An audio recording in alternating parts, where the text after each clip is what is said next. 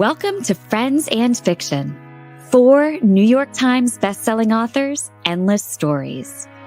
Novelists Mary Kay Andrews, Kristin Harmel, Kristy Woodson Harvey, and Patti Callahan Henry are 4 longtime friends with more than 70 published books between them.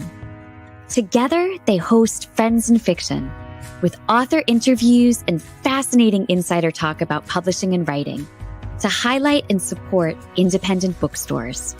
They discuss the books they've written, the books they're reading now, and the art of storytelling. If you love books and you're curious about the writing world, you're in the right place.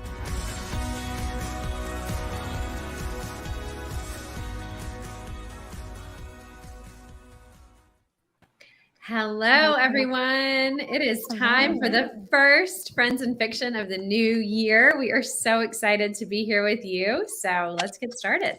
I'm Kristy Woodson Harvey, and my 2023 release is The Summer of Songbirds in July. This just came in right before the show. So. That's awesome. I love it.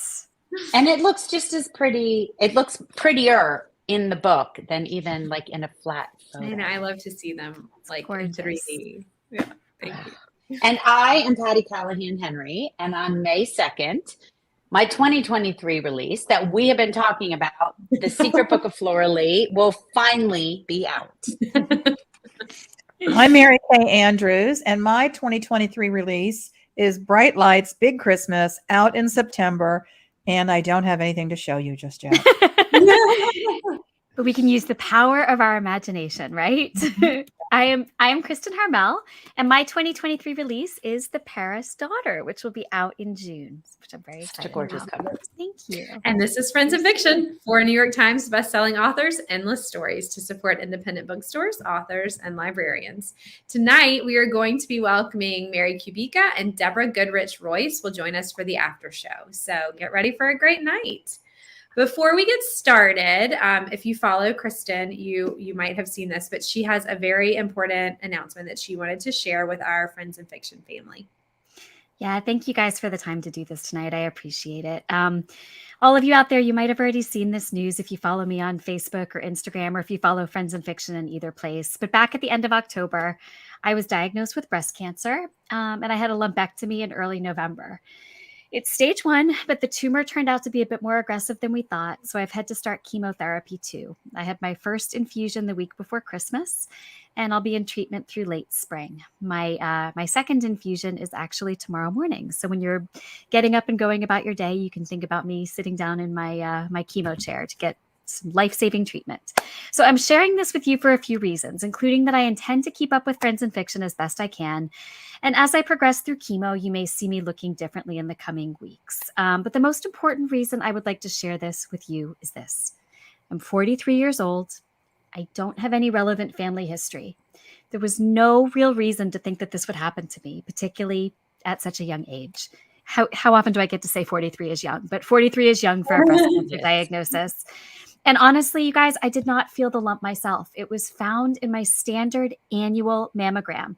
And because I went in for that mammogram, the tumor was found early enough that it had not yet spread. So why am I telling you this? I am telling you this because I hope that if you take away one thing from what I'm saying tonight, it's that if you were overdue for your annual mammogram, your pap test, or any type of screening like a colonoscopy or anything else, please, please, please call your doctor and schedule it today. These tests are there to save our lives, and I can honestly tell you that if I had not gotten my mammogram on time, this cancer would be bigger, it would have spread, and I would be facing a much more challenging situation today. So if you want to show your support for me, the best thing you can do is to make sure you're getting checked and encourage your friends to do the same thing. I also wanted to tell you quickly that I've donated a portion of my advance for that book we were just talking about, The Paris Daughter, to the Susan G. Komen organization, which not only funds research and advocacy programs for breast cancer, but also provides loads of resources and information. I know Sean is posting some links right now. Meg is posting them. They're also up on my website. There's ways to get more information, ways to join me in that donation. And I hope you'll consider doing that. I've also made a donation from this book to the Florida Cancer Specialists Foundation. And And it's because of readers like you that I've been able to do that. So thank you so much for all the support you've given me in my books. And thank you for the enormous outpouring of support you have already given me today. I have received nearly 2,000 messages across platforms of support and solidarity since sharing this news. And I am blown away. I'm going to eventually get back to everybody and answer everybody, but thank you so much for the messages so far. But anyhow, before I take too much more time, my prognosis is good. The next few months will be rough. I'll look different. I'll feel different, but I'll be here with you as much as I can because your support lifts me up. You three on screen with me, Patti, Kathy, and Kristy, Meg and Sean behind the scenes, Ron on the podcast, and all of you out there watching are my community. You are my people. I love you and thank you so much for all of the support you've shown me. Now go schedule your mammogram. And that's it. Oh, well, Kristin, we love you. We're so glad that we have this amazing community to be here to support you. And Absolutely. yeah, and you know, Covered in love and support. You are. Well, thanks. Thanks for letting me have the time to share that. I know I babbled a lot, but thank you. No. You don't even know how to babble, you silly girl. That's No. sweet. Well, everything seems a little trite after that news, but we know our girl Kristin is going to heal and thrive and come out on the other side of this doing good in the world. And as she says, this community really lifts her up. And our greatest hope is that in 2023, this community we built can be there for a light for all of you, as well as it's been for Kristin and for Mary Kay this year and for all of us as we go through the tougher things. This isn't just about books. Yeah. So it's about all of us. So if you need a boost of positivity, our most recent podcast episode, Ron posted with a Friends and Fiction official book club with PB&J, and I know that they had a blast. All right. And that they had a great time doing that. And then coming this Friday, Ron and Kristy are talking to, does she pronounce it Megan or Magon? Megan. Is it Megan? It is Megan. My gosh, that's a totally different way of spelling it. Yeah, she Ron and said that, Kristy- you know, do you remember that thing like share a Coke with? Do you remember that? And they all- she was like, my name was never on there. Yeah, I don't think so. Her name is Megan and she spells it Maghon. Interesting. So Kristy will be talking to Megan Taylor, All She Wrote Notes, and an author of 3 books. And Kristy has not been able to stop talking about what a positive, joyous episode this was. So make sure to give it a listen when it drops. And we'll post links on the page and ask you with all your hearts. If you enjoy, please leave us a review and subscribe so you don't miss a single Writer's Block podcast. That's right. And you've heard us mention our new releases at the top of the show. We want to remind you that our new Friends and Fiction First Edition subscription is available now from the indie bookstore Booktown with an E on the end in Manasquan, New Jersey. It features signed hardback first editions from each of the Fab Four in 2023 and a Friends and Fiction kitchen towel that says, "Dinner can wait. It's time for Friends and Fiction." I argued that we should have an F word on there, but I got voted down. She wanted to say dinner can freaking wait. I did. That was the F word. I was going to say dinner can fluffing wait. Okay, you can order from Booktown right now. That's Booktown with an E on the end, booktown.com, to help keep that New Year's resolution to read more on track. And speaking of that resolution to read more, guess what? Our own Anissa Armstrong has created another Rockstar Reading Challenge for us in 2023. And she'll be sharing that challenge all year long over on the page for the Friends and Fiction official book club with Brenda and Lisa. This month, read a book with a 1-word title. How much fun is that? So if you want to keep track of this, it's a great prompt. You're totally right. If you want to keep track of this year's reading in a beautiful way, don't forget about our gorgeous reading journals from Oxford Exchange. And don't forget to join the Friends and Fiction official book club so you can see Anissa's prompts all year long. All right. Now we are going to introduce Mary and then get her on here. And I did want to let everybody know that we hope we're going to have time for some live questions. So if you have any questions for Mary along the way, please feel free to drop them in the chat and we will try to grab some and answer some of your questions live tonight. So Mary is the New York Times and USA Today bestselling author of several suspense novels, including The Good Girl, The Other Mrs., and Local Woman Missing. Her novels have been selected as Amazon Best Books of the Month and have been Library Reads selections. They've also been translated into over 30 languages and have sold over 2 million copies worldwide. She has been described as a hell of a storyteller by Kirkus Reviews. Look, I got to curse. That was fun. She's been described as a hell of a... It's in a quote. Right. It's in very cases. She's been described as a hell of a storyteller by Kirkus Reviews. And her first novel, The Good Girl, was an Indie Next Pick, received a Strands Critics nomination for Best First Novel, and was a nominee in the Goodreads Choice Awards in Debut Goodreads Author and in Mystery and Thriller for 2014. Mary holds a Bachelor of Arts degree from Miami University in Oxford, Ohio, in history and American literature. She's a former high school history teacher, and she lives outside of Chicago with her husband and 2 children. Her new novel, Just the Nicest Couple, is set to be released on January 10th. And right, just the title makes you think, oh, yeah, right. Right. Yeah. All right, Sean, let's bring Mary on. Hey, Mary. I'm so excited to be here. Thank you for having me. Oh, we're so happy to have you. We're so thrilled that you're here. And gosh, what a great author and book to kick off our first show of the new year. So because it's the new year, we had to start out talking about New Year's-y kind of stuff. So I want to know, do you set goals or make resolutions? And if you do you want to share one with us? And usually I'd ask our guests to start first, but I'm going to give her a second to think about this. Just so Kristin, why don't you kick us off? New Year's resolutions. Well, my 2023 is kicking off thinking about cancer treatment and cancer everything. But I think, you know what? My resolution is to do good this year. So, obviously it's to fight cancer. Clearly, obviously, I wouldn't be going through chemo if that was not one of my hopes for the year. But it's also hopefully to do a little bit of good with that platform and with sorry, I'm still taking too much time answering things. It's the steroids I'm on for this chemotherapy tomorrow. I'm telling you. But you know what it is? It's to do good with what I've been given. I've been given an awesome opportunity in that they caught the cancer early, which lets us have time to treat it. And I've been given the awesome opportunity to have this platform to speak to so many people and to remind them about getting their own checks and all of that. So do good. That's my resolution. Sorry. That's awesome. I love that. That's a good one. Yeah, I think my resolution is a little bit of that. It's to take care of my family. Yeah. And I don't have resolutions as much as intentions.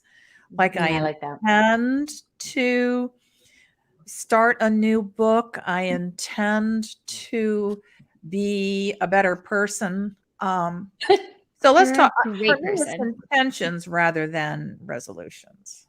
I like that word a lot. I like that. Yeah. What about you? Yeah. Same as Mary Kay. I posted about this on my Instagram, but I don't really make resolutions. I never have. But what I have done the past couple years is look back at the year and say, this year I did this, I did that. This year, this happened, that happened, this happened. And ask questions like, how did that make me feel? How did I get sidetracked? What worked? What didn't? What hurt? Did I hurt someone else? Right?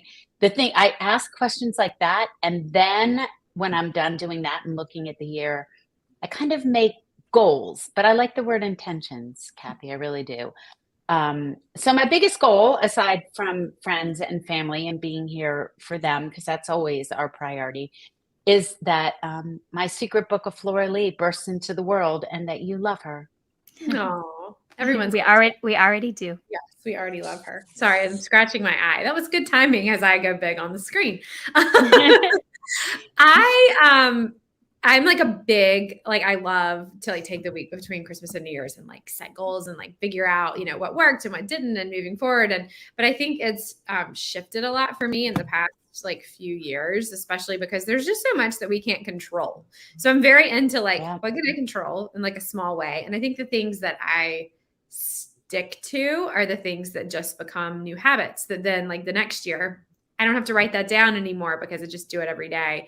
And so I'm really focusing this year. I realized going over the last few years that I made a lot of great strides in my work and my fitness, things that were big goals for me. But I'm not as neat as I would like to be. So that's definitely something that I'm going to try to work on this year, is to try to be neater. Oh my gosh, your house is so neat and beautiful. Oh yeah, I don't- Kristy, you should see mine. You would feel better about yourself in an instant. No, y'all don't know. I mean, it would just, but it's a constant battle. And if you don't keep up with it, I don't feel like I have good habits keeping my stuff There you tight. go. Yep. Anyway, all right, Mary, what about you? Are you a Yeah, goal Kristin, I have to say, first of all, I love your resolution, and I love just your energy and your positive outlook. And I'm sure am thinking about you. I too am more like an intentions person versus a resolution, because I tend to break them by like January 2nd. And then I just throw it out the window.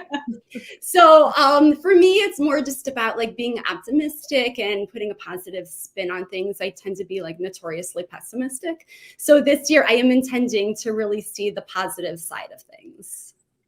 I love Love it. that. I like that. That's I always call great. that flipping the script, right? Like taking whatever you heard and then turning it over Into in a something different new. way. I like that, Mary. I like that a lot. Yeah, that's a really, Yeah. really good one. I love that. Okay, well, so we're all writers here. Do you have a word for the year? Kristin, you want to kick us off on that one? Sure. I think it would be too simple. Well, you know what? I'm not good at picking one word for the year. It kind of, like Mary just said, it just kind of, whatever it is, kind of goes by the wayside. So, I was thinking about it earlier. It would be too simplistic to say health, because I think that this has become more than that to me. And I think it would be too passive to say hope. So I think I'm going to say fight, and not fight like in the aggressive way, because I think Really? that I'm not a very aggressive person. I'm not a very confrontational person. But Well, I then mean that maybe like with more steroids, you could maybe be. with more Yeah. steroids. Maybe I'm flipping the script with my steroid prescription. Um, but maybe for me, it's fight for my life. Fight for all of you to get your mammograms. Fight for better funding for breast cancer and better opportunities for people who don't have the same opportunities. And fight like a girl, which means fighting my little heart out. And I like That's that. Mary, what about you? I think I'm going to go with optimism. Just, try to see like it. the good in things, the good in people. Just, just kind of have that positive outlook in all things I do. I I love like that. that. MKA, what about you? Well, I don't usually pick a word, but I did a beach walk. We're down at Tybee Island, and we walked not New Year's Day, but the day after, and I found some white feathers, which reminded me, and I posted this on my social media, of the Emily Dickinson poem about hope is a feather. And so I think the universe is telling me hope is my word this year. And I found more feathers today. I found 3 more white feathers. They're not Wow, gray feathers, but all the ones I found have been white. that's Oh, awesome. And I know Mary Patti is Kay, a feather collector. yeah, I am a feather. But that's what they represent. Just like Right. it's like this quick flash reminder to me that we're not alone, right? Right. That Yeah. there's hope, that we're not alone. So, Patty, what about you? oh, my word. I was Mhm. stuck on Mary Kay's word. My word this year, and I do pick a word every year. So, and I make my family sit around on New Year's Eve and say their word, and my boys roll their eyes and then like pretend to be so annoyed, and then they pick these great words. But mine this year is wonder. And I think sometimes, Mary, you're talking about you get caught up in pessimism. Sometimes I just get so caught up in the to-do. Like, Mhm. okay, I got to get this done, this done, this done. I love my to-do list. I love my planner. I love my work. So I want to do my work. And I forget to stop and just wonder at the absolute miracle of this world. And when I get stuck in my writing or creativity, it is always wonder and curiosity that brings me back to something interesting. So that's my word. I love that. How about you? You have to be really careful with your word, because I think I've said this on the show before, but mine for 2020 was stillness. And I got a lot more of that than I had hoped for. So That's mine is funny. very similar to yours, Patty. I think mine's really simple, but mine's joy. And I'm like you, and I think all of us probably do this. We love our work and we throw ourselves into it too much sometimes, and we forget to take the time to do the things that, are outside of our work that really make us happy and bring us joy. So especially, after a couple of years of really not being able to do some of the things that we really love. I'm a very I love people and crowds and all that. And so not being able to do some of that stuff, I think that's kind of what I'm focused on this year. All right. Well, it's Mary's moment in the spotlight. So Mary Kay, how about kicking us off? Well, Mary, if you all are not getting our newsletter, you need to sign up for it, because we always have a Q&A with that week's author. And Mary talked about how people always think, oh, you're so nice and you're so sweet and you write these dark novels. So talk to us, Mary. What was the spark of the idea for your new novel, Just the Nicest Couple? Yeah, it always starts as just like a tiny seed of an idea. I have no idea where the story is going to go when I begin. But with this one, it was, I liked the idea of there's a missing husband, and you don't read too many missing husband books. It's always the wife these days that seems to be missing. So that was sort of that first spark of an idea. And the book generally is about, there's two different couples in this book, Just the Nicest Couple. We have Christian and Lily, who are just like your perfect couple. They're happily married. They've just recently bought the home of their dreams, and they're ready to start their family. Lily is pregnant after having a number of miscarriages. She finally has this viable pregnancy. And so they're just really optimistic about their future. And then on the other hand, we have Nina and Jake, who are really at odds with one another. Their marriage is struggling. Jake works as a neurosurgeon, so he has these incredibly long, stressful hours. And when he's home, he's still thinking about work. So he's just not fully invested in the marriage. And then Nina's mother she's getting older. She's having some health issues, and she relies on Nina more and more for assistance. And that too is pulling Nina out of the marriage a little bit. She's just feels really split, how to focus on her husband and also take care of her mother. And so one night, Jake, this neurosurgeon, goes missing, and Nina's sure that it has something to do with just a big argument that they had the night before. She thinks he's gone somewhere to blow off steam and he'll be back. And then one day turns into 2 days, and then suddenly it's 5 days and he still hasn't come home. And so she's starting to think that something has actually happened to him. On the other hand, meanwhile, going on at the same time, the other woman, Lily, she thinks that she may have been the last to see Jake before he went missing. So she tells her husband, Christian, what happened, and the two decide that they will do anything to keep the truth from coming out.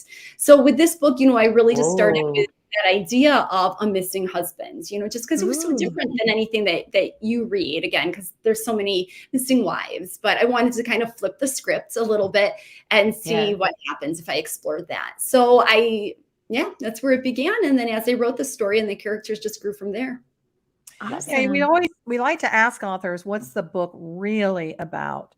And maybe, I don't know, maybe you've already told us what it's really about, or maybe there's some deeper theme that you're trying to explore. So it's so hard. This genre is just so hard to talk about in any depth without giving too much away. So I always feel like I have to tiptoe around it. But there are definitely like other themes within the book. There are infertility issues and aging parent issues and things like that.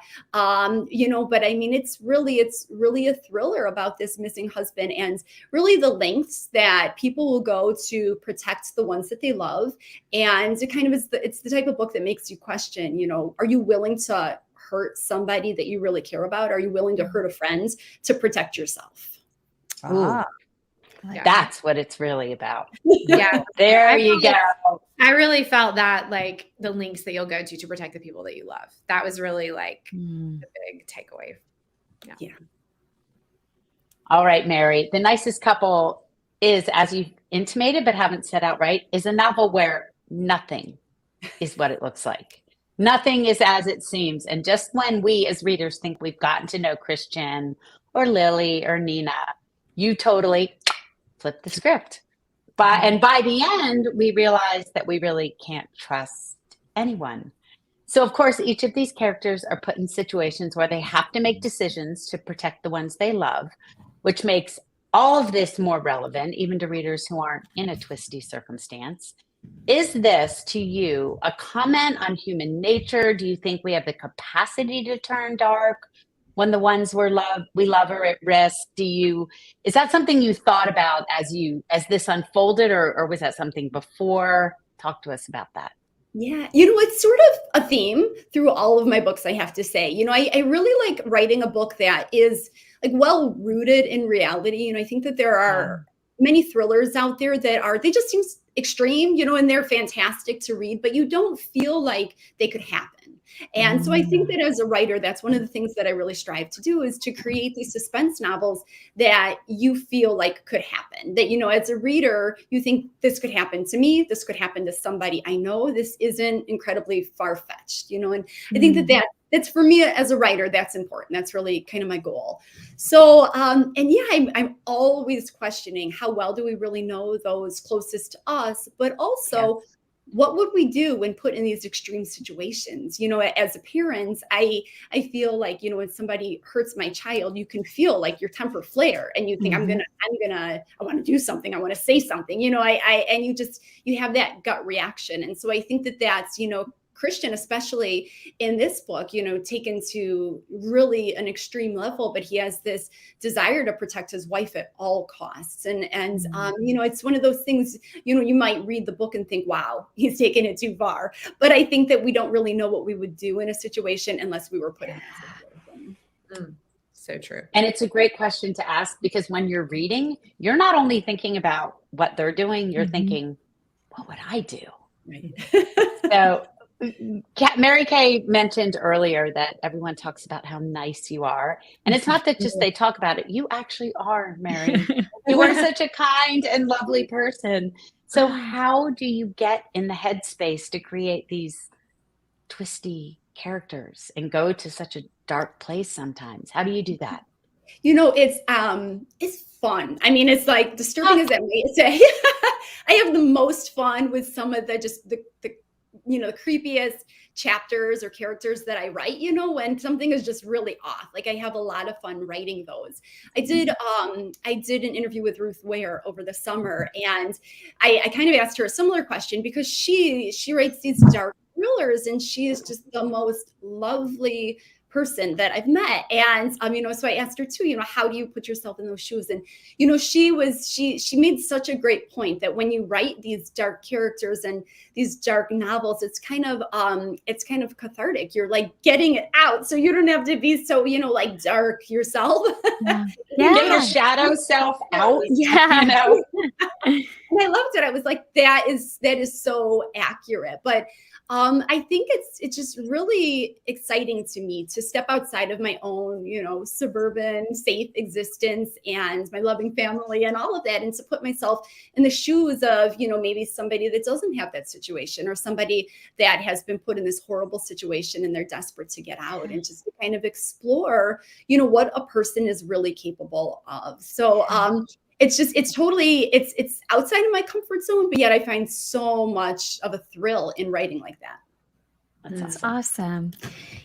Mary, you've been called the queen of domestic suspense, and for good reason. Your books are really just that perfect blend of page-turning plot and characters you root for.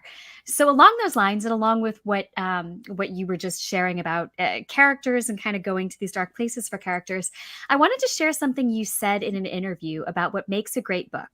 You said, "I love when a book is an immersive experience, when I get lost in a novel and can't put it down for anything. For me, a good book is both plot-driven and character-driven. The characters need to be authentic and relatable on some level. I don't need to like them or to agree with the choices they make, but they need to feel entirely real. I want to have an emotional connection with them. If readers don't care about the characters, they won't care what direction the book takes or what happens at the end." So, Mary, I could not agree more with that. I think that is such a great, it's such an interesting insight into what you're thinking, but I completely agree that that's what makes a compelling book. You need to care about the people you're reading about, or you're not going to stay with them on the journey. You're not going to be invested in that journey. So I wanted to ask you, when you set out to write your novels, to achieve that balance, how do you start? Are you more plot focused to begin with, or are you more character focused? Do you outline? Can you kind of talk us through the process of creating Just the Nicest Couple? Yeah, absolutely. So I'm not an outliner at all. The only like notes I have for this book are just kind of a timeline of events because I was starting to lose track of that. So at some point during the writing process, I had to step back and write that out for myself. But so I'm generally not a plotter. I go into my books pretty blind. I have that starting problem is usually what I think of it as, like what is this developing mystery? And in this story, it's that this man is missing and this woman believes that she was the last to see him before he went missing. And that's all I have. And I've written all of my books so far from multiple narrators' points of view. So then the next question that I ask myself is, who do I want to tell this story? Because I don't really want it to be one person. I want to hear from a number of people because I feel like it just gives the reader a more comprehensive view of the story. But also sometimes those narrators contradict each other, and then it creates some suspense there as well. I love that. So, so I knew, I knew that I didn't want to hear from Lily just because she was, one of the ones that was closest to this. And I thought it would be more suspenseful if we didn't hear from her, if the reader didn't hear from her. And then Jake is missing, so we couldn't hear from Jake. So that left just Christian, the one husband, and then Nina, the other wife. And so I thought that they would be the perfect narrators for the story, and they both come to it with a different intent. Christian is totally bent on saving his wife, and Nina is looking for her husband. So I start there. And actually, when I write, I don't write it in the same way that you read it. I just take one of these narrators at a time. And with this book, interesting. And so I wrote Christian's entire story from beginning to end. Oh, And it sounds crazy. But it was one of those things that when I wrote my first book years ago, The Good Girl, I was losing track of like the plot, and that one had 3 different narrators and it was a non-linear time. So I was kind of all over the place and having trouble keeping track of it. So I decided to break it into sections and just write a section at a time. And I loved it. I felt like I could really get to know my characters without bouncing back and forth from chapter to chapter between narrators. I could just really lose myself like in Christian's voice and in Christian's story and really get to know, him as a character. And of course, when I'm writing him, I'm starting to think about Nina and how is Nina's story going to weave in here. And, but so I got all the way to the end of the book and then I jumped back and I wrote Nina's and kind of filled in those gaps there. So, and through the process, I get to know my characters. I know a lot of authors will sit down ahead of time and they might have, like a notebook that they devote to a character or, just things like that. And I don't. I go in, the first couple chapters, I don't know this person at all. They're a total stranger to me. And, I don't know their backstory. I don't know kind of how they're going to respond to a situation. And I just start to write a few chapters. And at the same time, I'm getting to know these characters a little bit more. And inevitably, there comes a point in the book where, I feel like I know them. Like Christian is my buddy. And, I know what he would do or say. Situation, and it becomes that much easier to write. And then at some point during the process, I also start to figure out my twist, which I almost never, I can't say never, but I almost never know it when I write the book. So I didn't know it was just The Nicest Couple. And I was actually headed in a totally different direction. And then a thought came to me. I really liked. That's awesome. I didn't know it from the beginning of the book because everything wasn't, the groundwork wasn't laid. And once it was, then it was easier for me to see that. So yeah, it's just, I love the idea of not knowing where the story is going because I think that there's just like a spontaneity to it that, I don't think I would have with plot. And I hope that like the twist surprises me in the same way that it surprises my readers. I love that. So when you're starting off in one character's point of view, like for example, when you're writing Christian's story, you write that through to the end. So you know how the book ends before you start writing the next character point of view. I love that because it strikes me that it's like you're not outlining, but in a way that's doing an outline because you're creating the scaffolding for the book through the one character's point of view and then finding a way to weave the other character back in through that. That's so interesting. It's awesome. Yeah, I love it. And like I said, I started it by accident, but you're right. I am like totally laying that groundwork and figuring out so many things before I even start to insert Nina into the story. And I love it, and I feel like I can just get in that one character's head and really create them, make them that much more authentic, because I'm not like losing track of their voice when then I go and write the other narrator. And I love it. One of the other things, another author, JT Ellison, she had said one time, I always loved this idea and I thought it would be so fun to try, but she's not exactly an outliner either. But what she does is she writes the first sentence of every chapter and just leaves it at that. And I thought, now that's another cool thing. One of these days, one of these books, I'd like to try that. Wow. Yeah, I'm getting ready to start work on my book for summer 24, believe it or not. And for the first time in quite a while, I think I'm going to have multiple POVs. And so this is really helpful. Thank you, Mary. I know. Because we can't help but listen to that and think, how can I the steal book I'm that? working on right now has 3 points of view. And I'm like, maybe I should just keep going. And I don't know how to solve it yet. So that's awesome. Because one of the things I love, talking to other authors is you get so many ideas. I love how so many authors can inspire one another. Every book that I go into now, I'm like, I keep getting more and like having like 4 and then I'm like, okay, every book that I go into, I'm like, I'm only going to have 2. I promise myself I'm only going to have 2. And then like the one book I'm working on right now is 3 again. And I'm like, dang it, I did it again. at least it's not 4 or 5. So that's good. We're making progress, but that's so interesting though, that you write it that way. I've never thought of that. Although I will say that I do go back and make sure that like you could read any character's point of view from beginning to end and have a full story. But that's not how I write it at all. So it's really interesting. So Mary, you probably don't remember this, but I'm positive you don't remember this, but when your first book came out in 2014, that was like right about the time that I got my first book deal. And you were just one of the first people to really just like reach out and be so nice and post about it and just really like give me advice. And you were amazing. And so sweet. I remember just the general response from the author community when The Good Girl was such a hit, just everyone sort of being like, it couldn't have happened to a nicer person. I mean, The Good Girl received a Strand Critics nomination for Best First Novel on top of being nominated for a Goodreads Choice Award. And just all sorts of amazing things that sort of happened with this novel. And so I think that sometimes when you have that kind of success right out of the gates, that from the outside, it can look like it was easy and you were sort of anointed and like, this was it. But if I remember correctly, I think that your road to publishing The Good Girl was rocky. Like it wasn't maybe as easy as you really earned all those great accolades. So can you tell us a little bit about your path to publishing? Yeah, absolutely. So I was former high school history teacher, but I'd been writing for a long time, for decades before the Good Girl was published. But nothing that I finished. Actually, I hadn't ever finished the manuscript before The Good Girl. Certainly nothing that was ever published. And I never really thought that I wanted to be an author. Like I loved writing, but I was always really shy about my writing. I didn't know if it was good, and I was kind of afraid to put it out there and see what other people thought of it. So it was something that was totally personal. I kept it to myself. And then when my daughter was born, this was back in 2005, I took time off teaching so that I could start my family. And it was then when I was home that I started working on The Good Girl. And initially it was just like, it was just another manuscript I was working on. But I quickly fell in love with that story and the characters just in a way that I hadn't anything I had written before. Took me 5 years to write it. I wrote it totally in secrecy. I told my husband that I was writing it, but I wouldn't let him read it. But when I finished it, it was the first thing that I thought I want to try. I want to put it out there. I want to see if I can find an agent and get this thing published.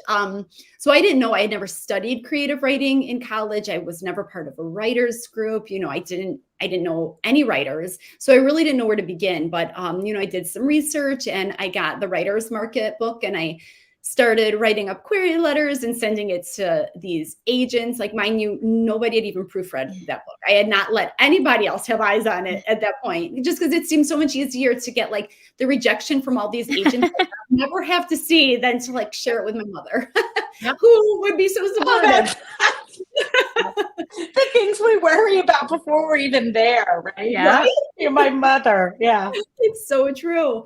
So I sent it out to like 100 agents, and every single one of them rejected me. There were a couple that wanted to read, I think there were 3 that asked for the entire manuscript, but ultimately every single agent rejected it. And so I set it aside. I just figured that book's never going to be published. I started writing something else. I can't remember what or where it is. It was nothing that moved me the way that The Good Girl had. But 2 years passed. So this was like 2 years after all those rejections came through. I'd kind of put The Good Girl out of my mind at that point, when out of the blue, one of these agents reached back out to me. And it just so happens that when she first read The Good Girl, she was like right out of college, brand new to this literary agency. And she was going through the slush pile, and she came across The Good Girl, took it home, read it, loved it. But then the next day she just couldn't get the rest of her team on board. And she was working as an assistant for somebody else. So she didn't have, the authority to take it on. And so she had to pass, on her team's behalf. Well, within those next 2 years, she was promoted from an assistant to an actual literary agent. And she remembered that book for 2 years and reached back out Oh my gosh. if I had sold it, if I had an agent. And so, it was just a dream come true, and it, like, Mary, that's amazing. I knew she was just as passionate about that book as I was. awesome. So it was a wonderful fit.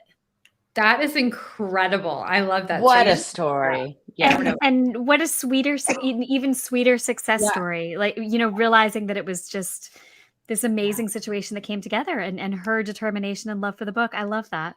Yeah, thank you. And I know when I talk to writers, aspiring writers, and, I was one person away from that book never being published, and, for potentially everything that came after never happening.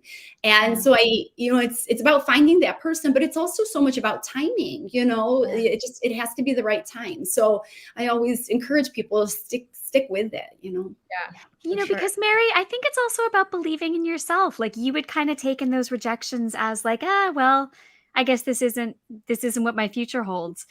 But it was what your future held. And it shouldn't have taken just one person to let you know that. You know what I mean? So I think it's also about like having the courage and the faith to believe in what your heart's telling you, Yeah, That's awesome. Did you keep writing in those 2 years between the time the agent got back to you? I did, not with the same enthusiasm that I wrote The Good Girl, and whatever I was writing in that time period, it was nothing that has ever been published. It was something that I was just kind of tinkering with, but was not in love with. And I do like to think that if I had never published anything, I would hope that I would still be writing today. Yeah, sometimes those practice pages are, you think you're practicing, but really you're building up your experience. I used to say I was a newspaper reporter for 14 years and I thought I was failing, and really I had a 14-year long apprenticeship to be a novelist. Yes. Yep. Absolutely. Yeah. Well, Mary, we have questions like flooding in for you. So we're going to take some of those, but I wanted to say just a couple quick things first. We also have a lot of support pouring in for Kristin, and a lot of people are asking if you have a place where you can send cards. And so I just want to let everybody know that we'll do a post on the Facebook page tomorrow about where you can send things for Kristin if you want to, send her encouragement and support, because I'm sure a lot of you will. Because a smarter person would know her post office box address off the top of her head, but I'm not that smart person. So I'm going to have to look it up to give it to you. I don't know mine either. I don't know that. I love that. And then I also just had to say, oh gosh, now I've lost it. Oh, here we go. So Mary, Joni Devine says, Mary, read all your books, keep going. And Diane says, Mary, I've read all your books and I'm looking forward to the new one. We have a lot of really great comments like that coming in. And so many questions. So Kristin, why don't you pull a question for us? Yeah. And first, I just want to say thanks for all the comments of support too. That really means a lot to me. Thank you all out there. That's very kind. Okay. Mary, we have Ginger Kent asking how Mary writes first person male point of view so well. I like that. Yeah, I don't know. I mean, I think that I just, I mean, there are obviously men in my life. So sometimes, or in my life, I can kind of put myself into their shoes a little bit and try to see the world the way that they do.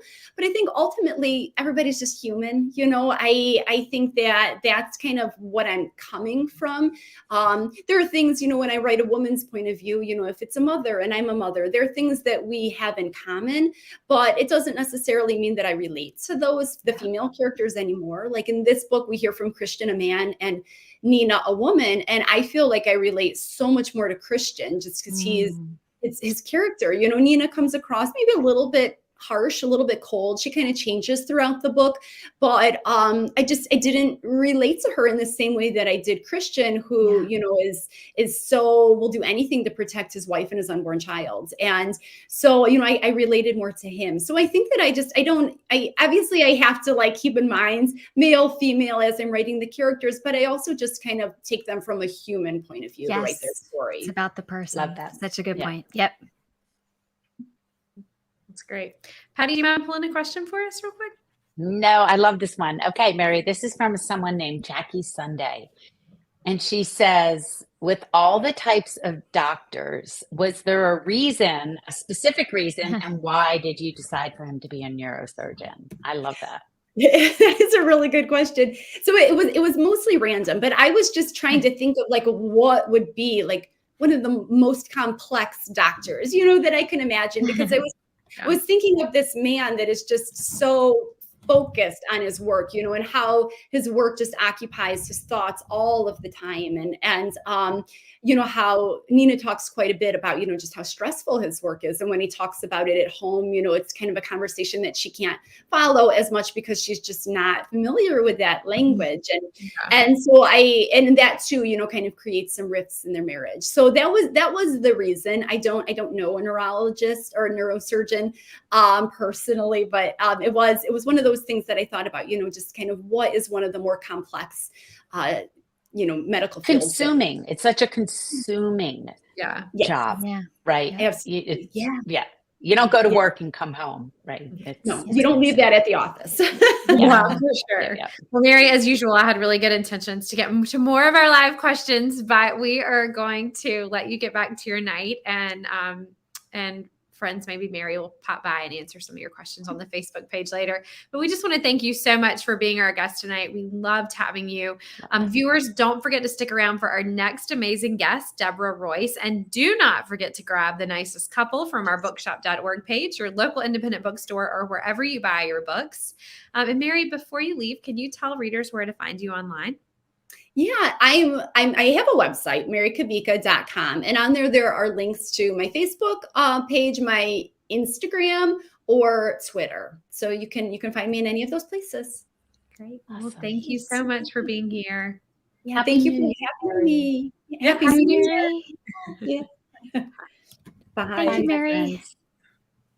All right, y'all. Don't forget, before we get to our new guest, Deborah, that we, the four of us, we'll be doing at least 5 live Friends in Fiction events this year. Now I don't have to say in 2023. Yeah. Now I can just say 5 live fiction events this year.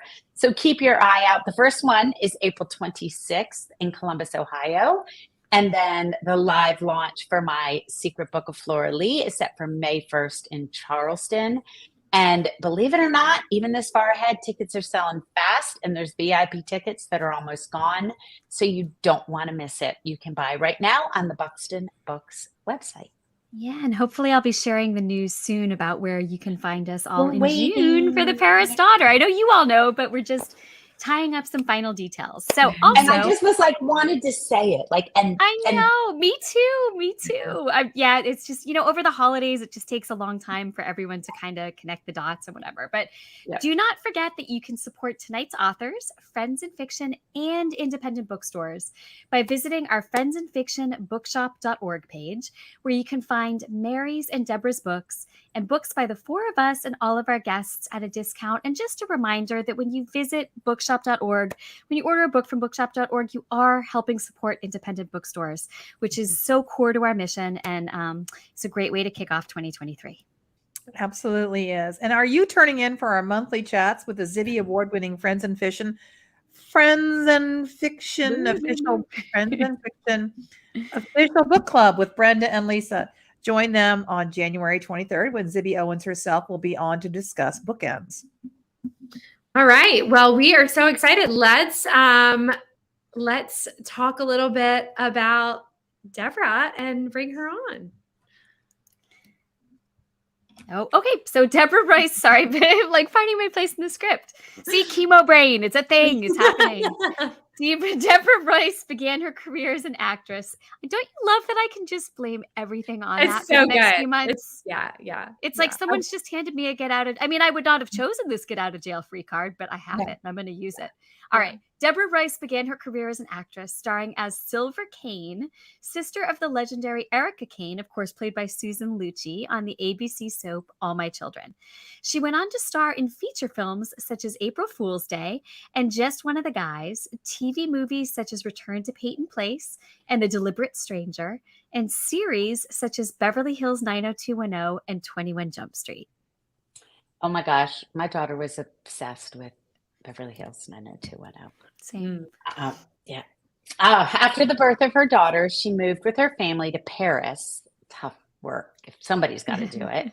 And worked as a reader for Le Studio Canal Plus. In the 1990s, Deborah was the story editor at Miramax Films in New York. There, she oversaw readers, manuscript acquisitions, script development, and she edited such notable screenplays as Emma, which I loved that. Amazing. And early versions of Chicago, and one of my all-time favorites, Madeleine L'Engle's A Wrinkle in Time. That's awesome. With writing partner Mitch, cannot say his last name, Giannunzio. Deborah won a grant from the Massachusetts Arts Council in 2002 to develop and workshop the original screenplay Susan Taft has Run Amok. With her husband, Amok. With her husband. You guys can't blame it on chemo brain. Don't even try. No. With her husband's noted small cap investor Chuck Royce, Deborah restored the 1939 Avon Theater in Stamford, Connecticut. Under her leadership, the Avon hosts an ongoing series of film luminaries, most recently Mirenaire, Richard Gere, and Chloe Sevigny. The late Gene Wilder, I can't read the rest of my script, and somebody was an early advocate for Deborah's writing. That's awesome. Deborah and Chuck have restored several hotels, including the Ocean House, where I'm going to be in July with the summer sun. And I'm going to be in August. Awesome. So there we go. I know. Deer Mountain Inn, Weekapaug Inn, and the Margin Street Inn, and a bookstore, the Savoy in Westerly, Rhode Island, and numerous other Main Street buildings in Westerly, Rhode Island, and Tannersville, New York. So lots of stuff. I know. Gosh. Wow. I actually cut her bio down some, you guys. Wow. She's done a lot. Great. So, Sean, let's bring Deborah on so we can talk to her. Hi, Deborah.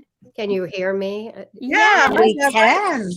I've done a lot because I'm old, ladies. No, stop. No, you've had such an interesting life. We've been so excited to get to talk to you about Reef Road, of course, but then just about everything. So getting to meet you finally.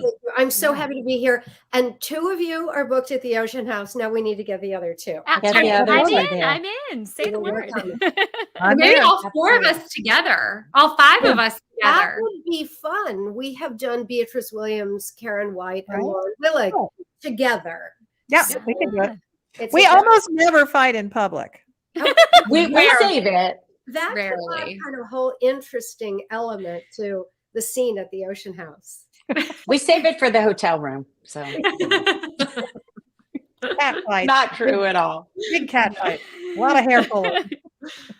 Really. People do We ask never fight. us. We ever. never fight, but they do ask us. They're like, "Oh, do you really get along in real life?" And we're We like, love each other so much. because we're It's such good ridiculous. actors. I mean, I don't.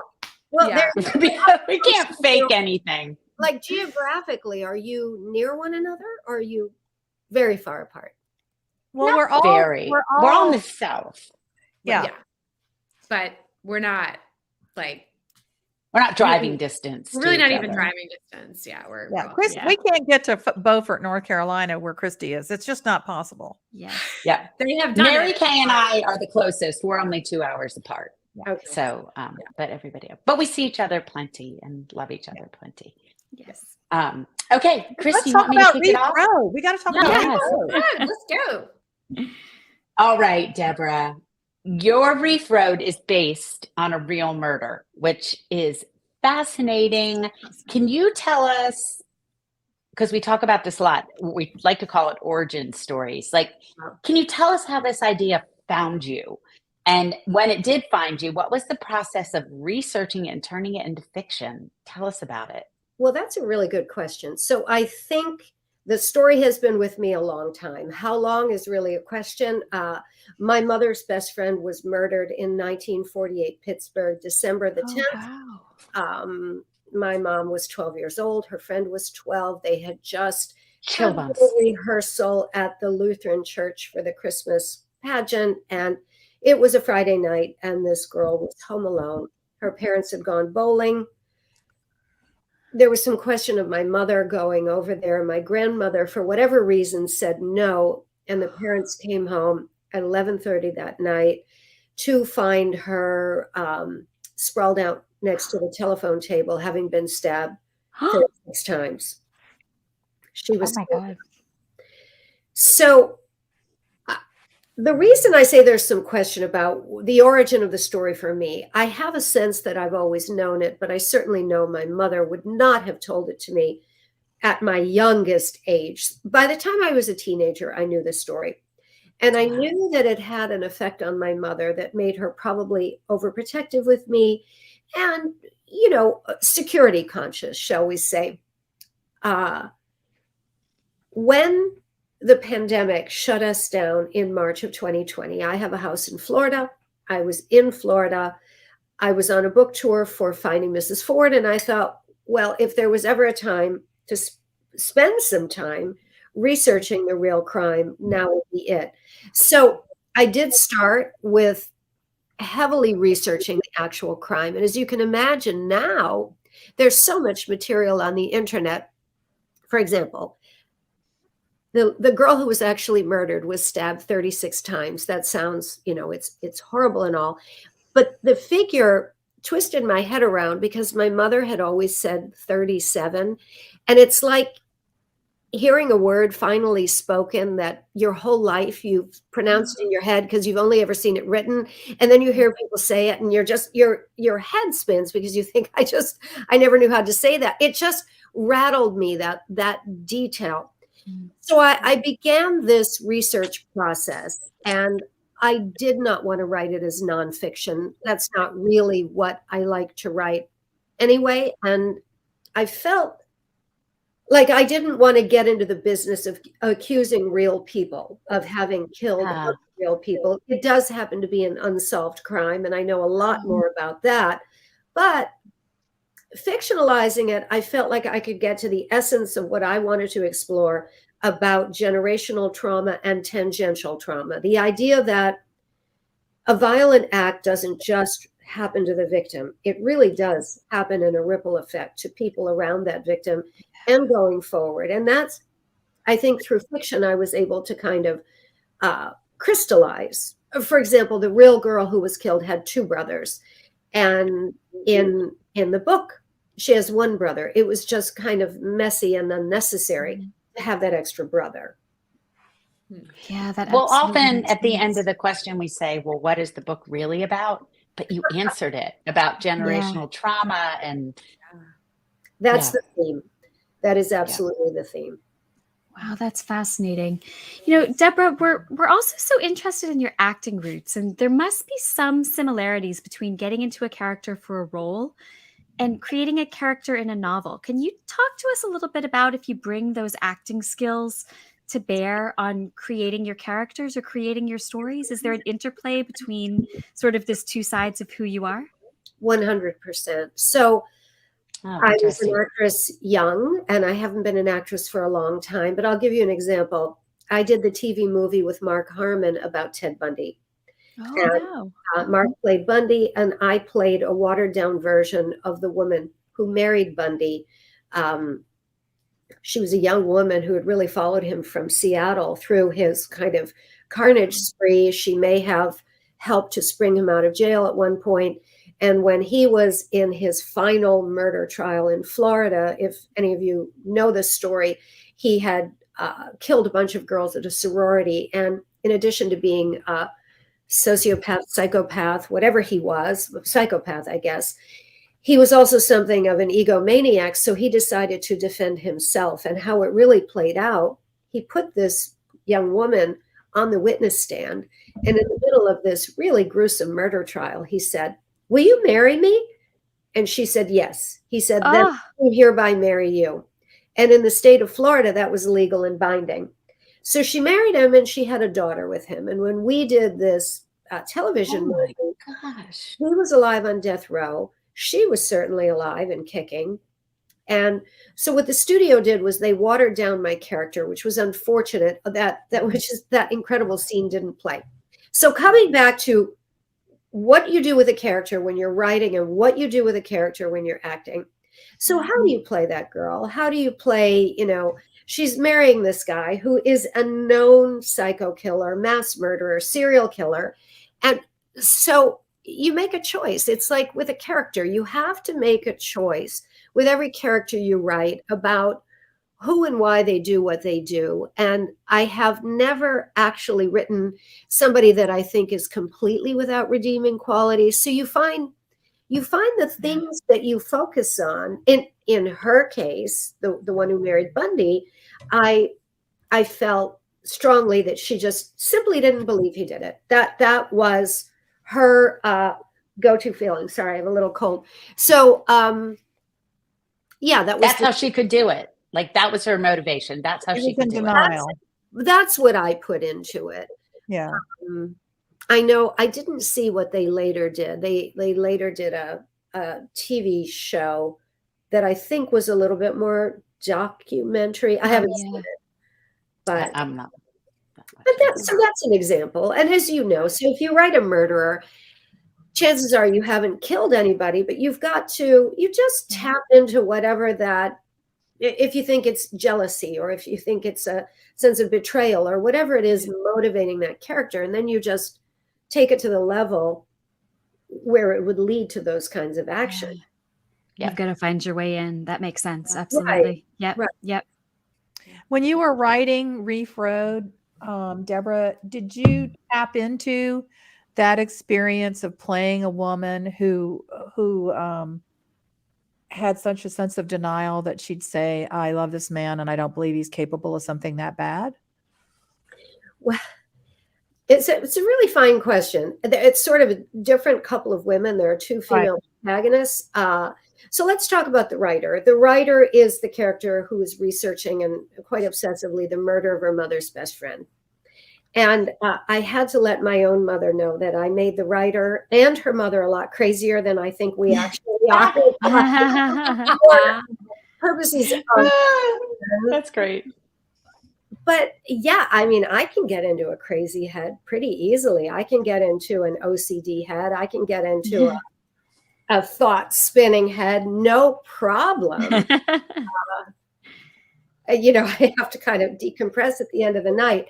But yeah, so that was the headspace for the writer. She is fixated on this murder. And the book begins in, it takes place in the pandemic lockdown in Florida where I was writing it, which I think lent this wonderful set of constraints to the story. It served a little bit like wartime. And so the book isn't about the pandemic, but the pandemic exists to hem everybody in. And the younger, more glamorous woman, Linda Alonso, whose dishy husband, Miguel, is last seen about 3 weeks into lockdown, getting on a plane at Miami International in his face mask, of course, with the two little children. And he's going to Buenos Aires, and she can't follow because the borders have closed. So that's a fantastic restriction in a thriller that the pandemic offered up. Mm-hmm. Yep. So interesting. Yeah. Deborah, changing topics a little bit. I think one of your proudest accomplishments has to be your incredible historic restoration and preservation work. And my husband and I, well, not my husband so much. He just does what I beg him to do. But I love restoring old houses too. As we heard in your bio, you and your husband Chuck have restored Ocean House, Deer Mountain Inn, Weekapaug Inn, Margin Street Inn, Savoy Bookstores, and numerous other Main Street buildings in Westerly and Tannersville. Where did this love of preservation come from? Or have you always been interested in saving old things? Well, okay, let's start with the first thing we did together was the Avon Theater in Stamford, Connecticut. And when I met my husband, I was going through a really shattering divorce. It was not something I had chosen. I was in my early 40s and I was pretty much a mess. So we met, I had 2 little children, and as we are getting to know each other, he, coming out of the world of finance, he said, there's an old theater in Stamford, Connecticut. Why don't we restore it? You're in the movie business. And I, of course, was a little arrogant and said, well, Chuck, I don't know anything about that end of the movie business, which, of course, he has a very strong force of will. We did the restoration of the Avon. And in a weird way, that sort of continued me on the path to writing because we made this incredible friendship with the actor Gene Wilder. Gene lived in Stamford. Gilda Radner had left him her farmhouse there when she died. And he was married to an extraordinary woman, Karen, and they were just very active in the community.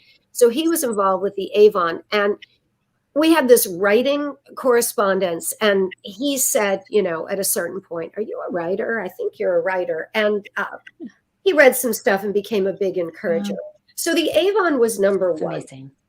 Yeah. But to answer your question, for us, most of our historic preservation has really had more to do with community than with buildings. The Main Street movement that's going on across the United States is really about bringing back small towns, individually owned businesses in towns, kind of the anti-big box store movement. We are very proud in Tannersville, which is, it's the Northern Appalachians, it's the Catskills, and there was no pharmacy in Tannersville. And one of the buildings we restored, we tried desperately to lure one of the bigger pharmacies, and pharmacies are not interested in not having all that real estate. They want to sell lipstick and diapers. That's how they're going to make money. But this local guy came along, and he's just the coolest guy. He runs this pharmacy. He has real, allopathic medical prescriptions. He has homeopathy. He has naturopath cures. He has all this stuff. So working moms now on the mountaintop, because one of the buildings we restored is now a daycare. There was no daycare. So Tannersville is at the top of the mountain, and to go down to the bigger town and up would take you an hour. So working moms, they have a daycare, and they can actually get a prescription for their kids up there. So that's kind of the purpose of those types of restoration. Amazing. That's awesome. Yeah, the thing we've done more as a business, and trust me, there's no money in the hotel business, particularly the luxury end. Don't do it. But Ocean House, Weekapaug Inn, Deer Mountain Inn, those have also been about community because they're historic structures in that would be a terrible loss if they disappeared. Yeah. So I get the feeling that restoring the Avon brought you closer to your eventual husband. And most of us, when we restore something, it's like, well, this will either cure us or kill us. Restore something with a man and not end up killing each other. You got gold, right? That's right. Yeah. And That's its own book. I have to stand down a lot because my husband is the one. I have strong opinions, and he has strong opinions. So in that scenario, I walk away. And I do less of it really since in the last 8 years since I've been writing more and more. Our son-in-law has stepped into my role, which is a really good thing. That's Oh, great. awesome. That's awesome. Well, Deborah, before we let you go, you've talked so much about a sense of community and building community. And that's so important, of course, here with Friends in Fiction. It's so important to our mission and supporting these, independent bookstores and local stores and communities in general. And we know that Reef Road has been a part of the Indie Next list, which is really a huge honor and accomplishment, and something that I think Congrats. is a bucket list item for every author. And so before we let you go, tell us what that moment was like when you found out you made the Indie Next list. It was the most extraordinary moment, and I was thinking a lot about it. It wasn't a feeling of having arrived. It was a feeling of being able to maybe breathe a little bit. Yeah. Yes, my writing career has come late in life. I'm one of those sequential women rather than all at once women. I like that.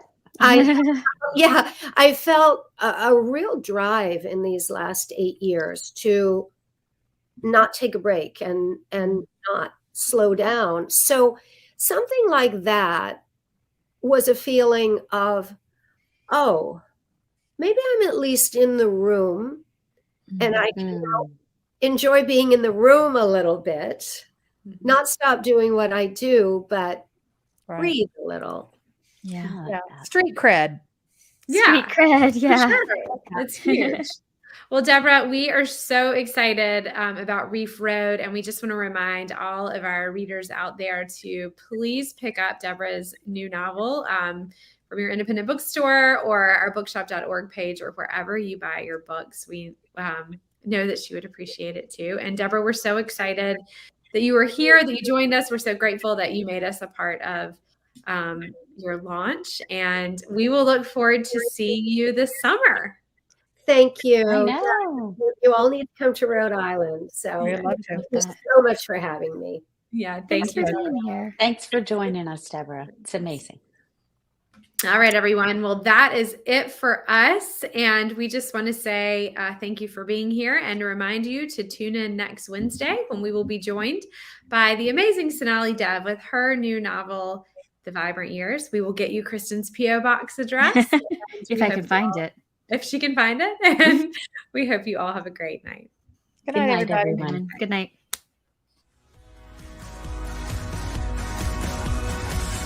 Thank you for tuning in. You can join us every week on Facebook or YouTube, where our live show airs on Wednesday nights at 7 p.m. Eastern Time. Also, subscribe to our podcast and follow us on Instagram. We're so glad you're here.